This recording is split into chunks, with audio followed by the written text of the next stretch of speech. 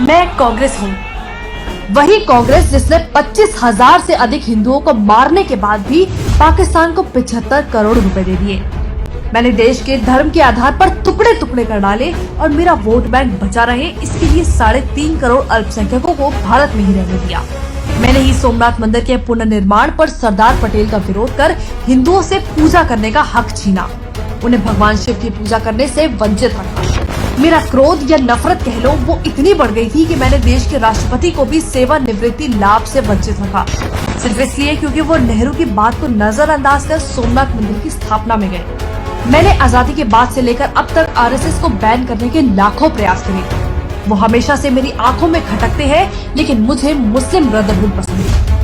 मेरे ही कुकर्मों की वजह से संयुक्त राष्ट्र में भारत को दी गई वीटो पावर दुश्मन चीन के हाथों में चली गई, क्योंकि मेरी नजर में हिंदी चीनी भाई भाई हैं।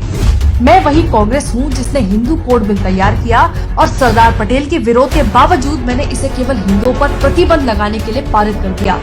वो मैं ही थी जिसने जम्मू कश्मीर के माथे पर धारा 35 से 370 का कलंक लगाया था। मैंने एएमयू में मुस्लिम शब्द रखा, लेकिन बीएचयू में हिंदू शब्द के इस्तेमाल का विरोध किया। मैंने ही भारत की 90,000 वर्ग किलोमीटर जमीन चीन को सौंप दी और अपनी नाकामियां छिपाने के लिए कहा कि वहाँ तो घास का एक तिनका भी नहीं उगता।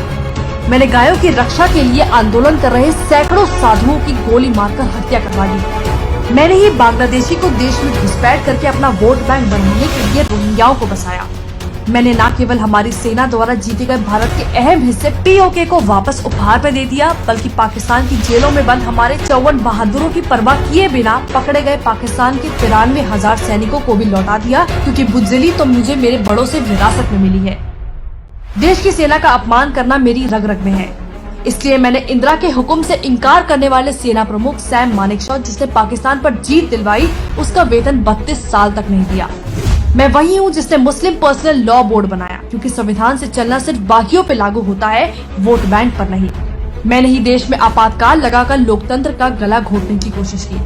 वो मैं ही थी जिसने संविधान में धर्मनिरपेक्ष शब्द को डाला, लेकिन फिर भी हज सब्सिडी देने में कतराई नहीं, और आज भी उसका दुरुपयोग करने में मुझे कोई शर्म नहीं है। वो मैं ही थी जिसने 30,000 से भी ज्यादा सिखों को बेरहमी से कत्लेआम करवाया और उनके गुनहगारों को बचाए रखा। गरीबी हटाओ का नारा देकर देश को गरीब बना दिया और देश का सोना गिरवी रखवा दिया।